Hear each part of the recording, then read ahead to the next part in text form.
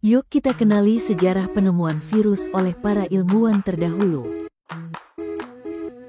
1. Adolf Meyer, 1883. 2. Dmitri Ivanovsky, 1892. 3. Martinus Beijering, 1897. 4. Wendell Meredith Starley, 1935. Sejarah penemuan virus dimulai pada tahun 1883 oleh Adolf Meyer, seorang ilmuwan berkebangsaan Jerman. Saat itu Adolf Meyer sedang mengamati penyakit yang menyebabkan daun tembakau memunculkan bintik-bintik kuning menyerupai mozaik dan terlihat layu. Adolf meyakini bahwa tanaman tembakau tersebut terinfeksi oleh penyakit yang mungkin disebabkan oleh bakteri. Adolf kemudian mengekstraksi getah dari tanaman tembakau yang sakit, kemudian menyemprotkannya ke tanaman tembakau yang sehat. Alhasil tanaman tembakau yang sebelumnya sehat menjadi sakit akibat zat tersebut. Hal ini membuktikan bahwa di dalam ekstrak daun yang sakit mengandung agensia penyebab penyakit. Adolf selanjutnya mengamati tembakau yang sakit menggunakan mikroskop biasa. Saat itu ia tidak melihat adanya bakteri apapun di sana. Jadi percobaan Adolf Meyer ini belum berhasil mengetahui nama agen tersebut dan masih menduga bahwa agen tersebut adalah bakteri. Nah, dari percobaan tersebut Adolf menarik dua kesimpulan. Pertama, bakteri penyebab bintik-bintik kuning pada daun tembakau itu berukuran lebih kecil dari bakteri biasanya. Yang kedua, agen penyebab bintik-bintik kuning tadi dapat dipindahkan dari tanaman sakit ke tanaman yang sehat melalui ekstrak tanaman cair. Artinya, penyakit tersebut dapat menular ke tanaman yang sehat. Selanjutnya, pada tahun 1892 seorang ahli tanaman asal Rusia bernama Dmitri Ivanovsky melakukan percobaan ulang terhadap percobaan yang pernah dilakukan oleh Adolf Meyer. Bisa dibilang penelitian yang dilakukan oleh Dmitri ini hampir sama dengan penelitian Adolf Meyer. Hanya saja perbedaannya terletak pada penyaringannya. Getah yang disaring oleh Dmitri Ivanovsky menggunakan saringan bakteri yang dinamakan dengan saringan Chamberlain. Ivanovsky menggunakan saringan ini untuk menyaring ekstrak daun tembakau yang sakit.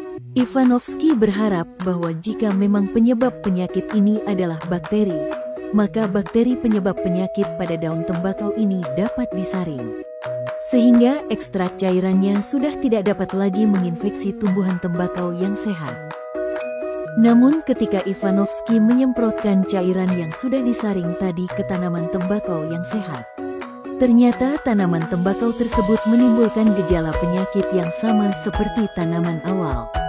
Dari hasil percobaan tersebut, Ivanovsky menyimpulkan, agen penyebab penyakit ini bukanlah bakteri karena berhasil melewati filter yang dapat menahan bakteri, sehingga agen penyebabnya pasti lebih kecil dari bakteri atau agen penyebab penyakit tersebut dapat menghasilkan zat yang bersifat toksin atau racun yang dapat melewati saringan.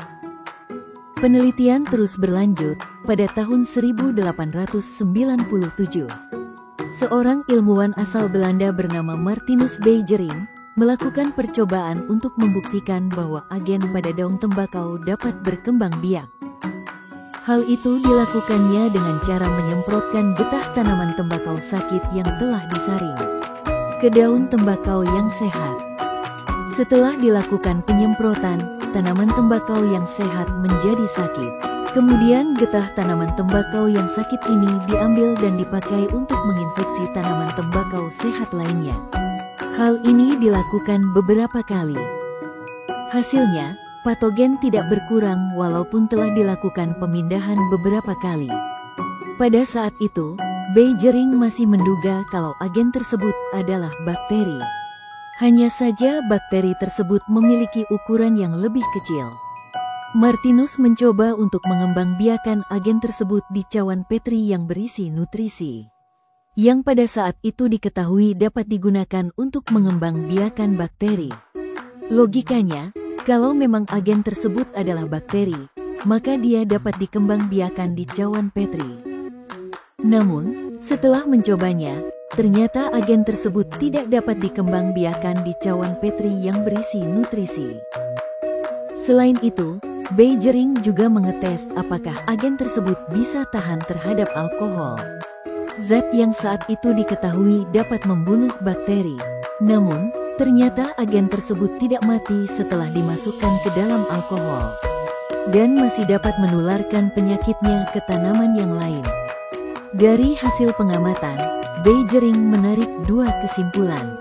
Yang pertama, agen tersebut ternyata bukanlah bakteri, melainkan organisme baru yang lebih sederhana dan lebih kecil dari bakteri. Hal ini didasari oleh beberapa alasan. Alasan yang pertama, agen tersebut tidak dapat dikembangbiakan pada medium cawan Petri, melainkan membutuhkan organisme lain untuk hidup dan berkembang biak. Yang kedua, agen tersebut tidak mati ketika dimasukkan ke dalam alkohol. Kesimpulan yang kedua, agen tersebut dapat dinonaktifkan menggunakan alkohol. Artinya, dia tidak mati dan akan aktif kembali jika disemprotkan ke tanaman tembakau yang lain. Beijering kemudian menyebut agen tersebut sebagai Contagium vivum fluidum, yang kemudian disebut dengan istilah virus. Selanjutnya, pada tahun 1935, seorang ilmuwan dari Amerika Serikat bernama Wendell Meredith Stanley berhasil mengkristalkan virus mosaik tembakau, yang kemudian dia beri nama dengan Tobacco Mosaic Virus atau TMV. Dari hasil penelitiannya, Stanley menunjukkan bahwa virus TMV ini merupakan agregat berbentuk batang, yang terdiri dari molekul protein dan juga RNA. Stanley juga menemukan bahwa virus tersebut tetap aktif walaupun dalam fase kristal.